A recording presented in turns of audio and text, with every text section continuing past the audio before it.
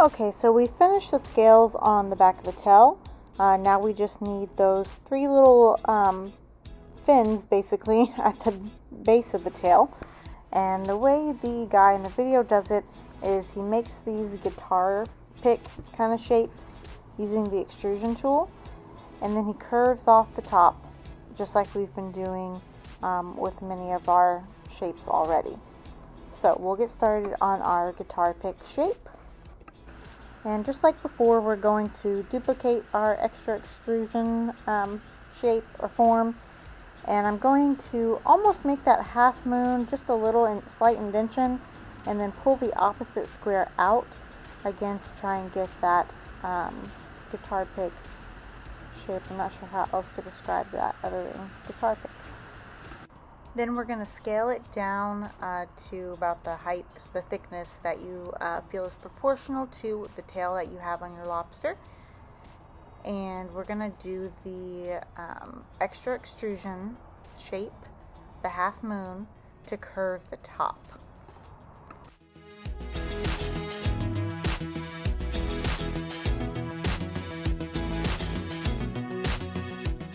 When you start trying to cut off and make the curve on the top, we're using that extrusion tool and paying attention to the shadow that it makes. That's what's going to be cut off. So we're angling it because we want to make it a little bit curved and tapering as it goes down. So look at it from multiple points of views. Make sure you're happy with the alignment, and then once you're sure it's all where you want it to be, then you can go ahead and group it. And you've got the two outer portions of the tail. Or at least for me, mine are the two outer portions because you can see everything that gets towards the end gets skinnier. And so the pointed one needs to get skinnier at the point to be in the middle. But mine, my little curved ones, get skinnier on the fatter side. So that's why I'm going to use them as the two of the outer little petals of the three. So place yours where they need to be, rotate them, check them from different perspectives, make sure they're going with the flow of the tail, and that they are actually moving in a place where they're going to be connected. That's why we always check from the different perspectives. So again, we're going to go ahead and make that last little bit of the tail, the tip, the one that goes in the middle. I'm also going to create another guitar pick shape, except this time I'm going to make the point of the guitar pick be the narrower or skinnier portion. So you need to have, again, your half moon so that we can do the curve over top of the guitar pick, and angle it so that it is skinnier at the point of the tip of the tail. Then go ahead and position it in between those other two of the three, and make sure it's angled the correct way. Make sure it's level. It's on the at the same height as the other two. So check it from different perspectives as always. And then when you're ready, you can group everything.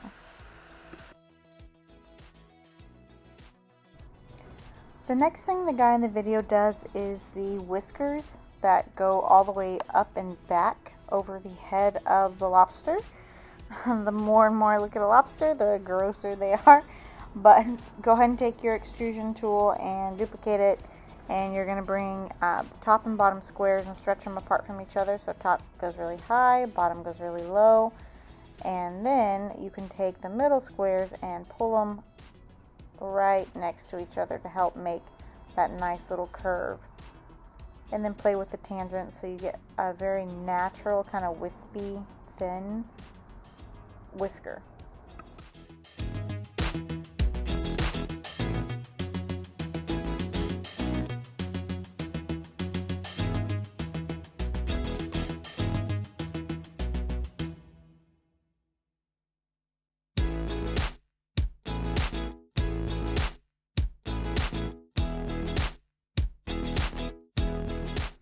The way the guy does it is to make it so the curve is the furthest away from the head.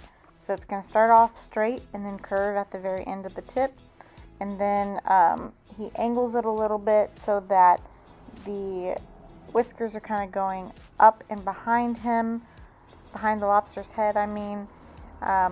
And it looks very natural because it's kind of curved to the side just a little bit. And when I say curved to the side, I mean the degree has changed. So it appears to be curved to the side. Now he actually uses an egg shape to attach these whiskers to the head. So it doesn't have to be perfectly attached, but I'm getting mine pretty close and trying to get the angles right based on different points of views, different perspectives. So play with yours until you get yours about positioned, and then we'll go ahead and add the little eggs that he adds on the head as little insertion points for these whiskers.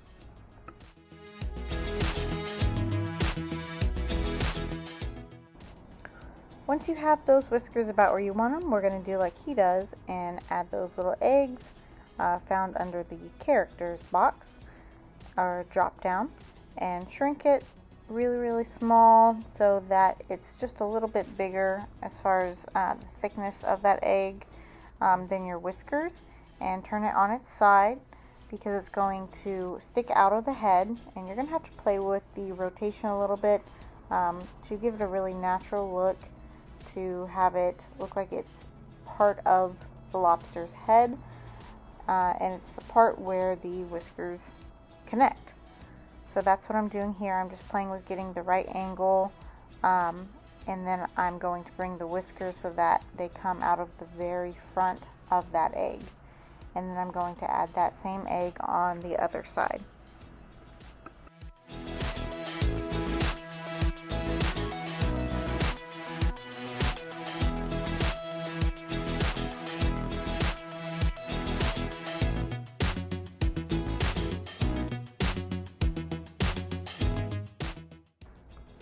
Once you're happy with how all of that looks, you can go ahead and group the whiskers and the eggs all to the body so that you have one solid lobster.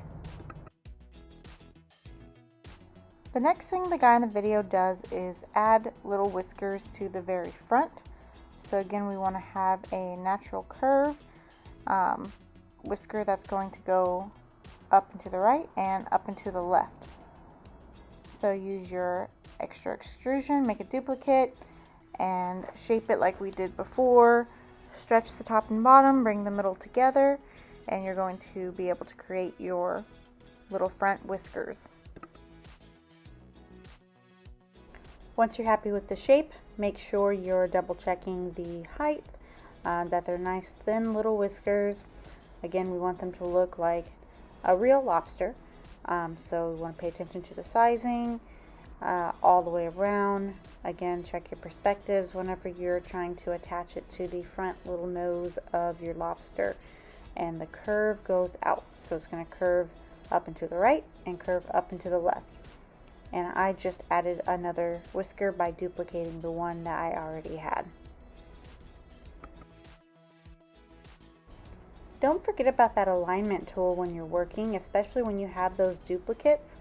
They're really helpful to make sure they're on the exact same level and completely equal with one another as far as where they're lining up. So very helpful. And then once you've got everything just right, you can go ahead and group it to your lobster. And there you have it. You've got your whiskers added. Next step would be adding the legs. We'll save that for part 3. Stay tuned.